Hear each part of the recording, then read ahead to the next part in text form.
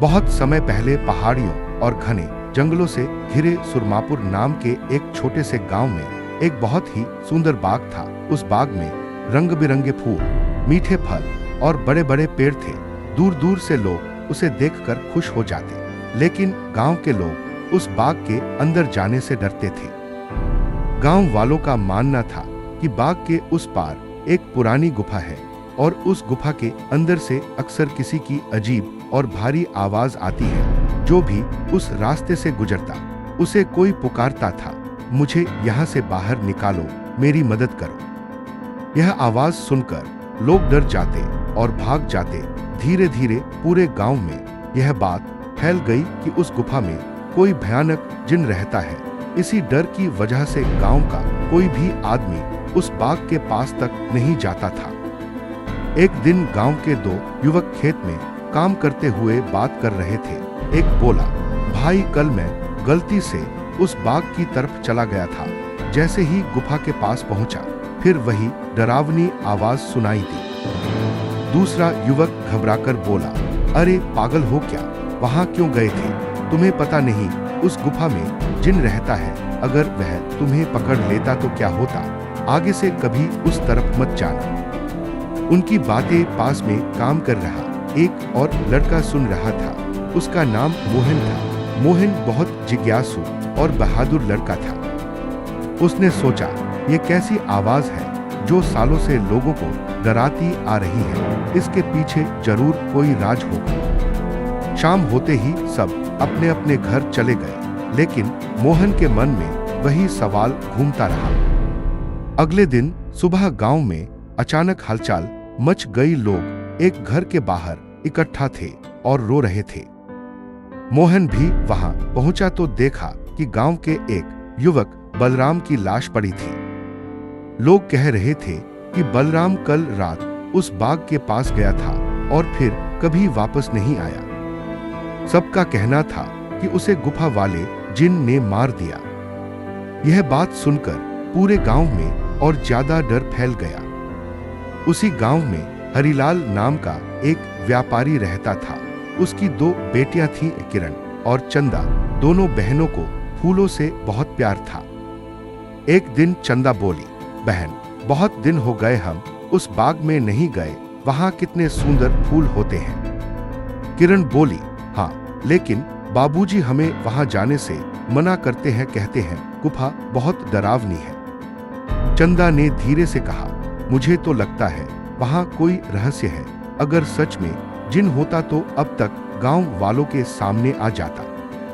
किरण थोड़ी देर सोचकर बोली, चलो कल सुबह चलते हैं, शायद हमें बलराम भैया की मौत का सच भी पता चल जाए। अगले दिन सुबह उनके पिता शहर जाने लगे। जाते समय उन्होंने कहा, तुम दोनों घर पर ही रहना और उस बाग के पास मत जाना, वो जगह ठीक नहीं है। जैसे ही वह गए, दोनों बहनें धीरे धीरे बाग की तरफ चल पड़े। रास्ते में एक गांव वाले ने उन्हें देख लिया। वह बोला, अरे बेटियों, उस बाग की तरफ मत जाओ, वहां की गुफा बहुत डरावनी है। किरण बोली, चाचा हम बस फूल देखने जा रहे हैं, गुफा के पास नहीं जाएंगे। वह आदमी चला गया। थोड़ी दूर जाने पर दोनों ने देखा कि दो आदमी आपस में धीरे धीरे बातें कर रहे थे। एक बोला, लोग कहते हैं गुफा में जिन रहता है, लेकिन मुझे लगता है वहां जरूर कोई खजाना छुपा है। दूसरा बोला, चलो आज अंदर जाकर देख लेते हैं। दोनों गुफा की ओर बढ़ने लगे। किरण और चंदा भी छुपकर उनके पीछे पीछे चलने लगी। तभी अचानक एक बूढ़ी औरत वहां आ गई। उसके हाथ में फलों की टोकरी थी और चेहरा बहुत डरावना था। वह चिल्लाई, कहां जा रहे हो तुम लोग? उस गुफा में भयानक जिन रहता है, अगर अंदर गए तो जिंदा नहीं बचोगे। तभी गुफा के अंदर से वही भारी आवाज आई, मुझे बाहर निकालो। दोनों आदमी डरकर भाग गए। थोड़ी देर बाद वह बूढ़ी औरत किरण और चंदा के सामने आ गई। वह बोली, तुम दोनों यहाँ से चली जाओ, यह जगह सुरक्षित नहीं है। डरी हुई चंदा बोली, बहन चलो वापस चलते हैं। लेकिन किरण बोली, तू यहीं इंतजार कर, मैं सच जानने अंदर जाऊंगी। किरण मशाल लेकर गुफा के अंदर चली गई। अंदर अंधेरा था और दीवारों पर अजीब परछाइयां दिखाई दे रही थी। तभी आवाज आई, बहादुर लड़की मेरी मदद करो। किरण ने पूछा, तुम कौन हो? आवाज बोली, मैं जिन नहीं हूं, मैं उस जिन की परछाई हूं जो इस गुफा में कैद है। किरण हैरान रह गई। परछाई ने बताया कि एक लालची बूढ़ी औरत ने जादुई फल के बदले जिन को गुफा में कैद कर दिया था ताकि कोई भी इस बाग में ना आए और वह अकेले सारे फल ले सके।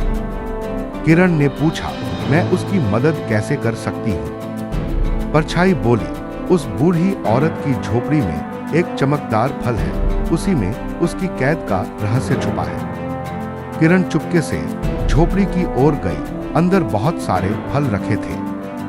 उसे एक सबसे चमकदार फल दिखाई दिया। जैसे ही उसने फल उठाया, बूढ़ी औरत जाग गई और चिल्लाई, मेरा जादुई फल छोड़ दो। किरण भागती हुई गुफा की तरफ दौड़ी। दौड़ते समय फल उसके हाथ से गिरा और अचानक एक पक्षी बन गया। पक्षी उड़कर गुफा के अंदर गया और एक चमकती खिड़की के पास बैठ गया। पक्षी बोला, अगर तुम सही चाबी ढूंढकर इस खिड़की को खोल दोगी तो जिन आजाद हो जाएगा। किरण ने अंधेरे रास्ते में जाकर खोज की।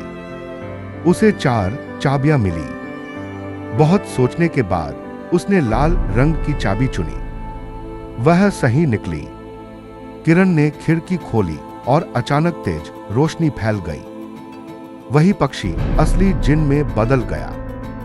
जिन बोला, बहादुर लड़की, तुमने मुझे आजाद कर दिया, मांगो क्या चाहती हो? किरण बोली, बस इतना कि यह बाग हमेशा हरा भरा रहे और गांव वाले बिना डर यहां आ सके। जिन मुस्कुराया और बोला, ऐसा ही होगा। कुछ देर बाद गांव वाले गुफा के बाहर इकट्ठा थे। किरण बाहर आई और बोली, अब डरने की जरूरत नहीं, गुफा में कोई जिन नहीं है जो लोगों को नुकसान पहुंचाए।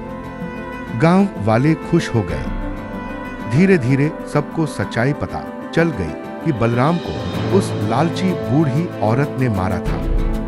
उस दिन के बाद गांव वाले बिना डर के उस बाग में जाने लगे और वह बाग हमेशा फूलों और खुशियों से भरा रहा।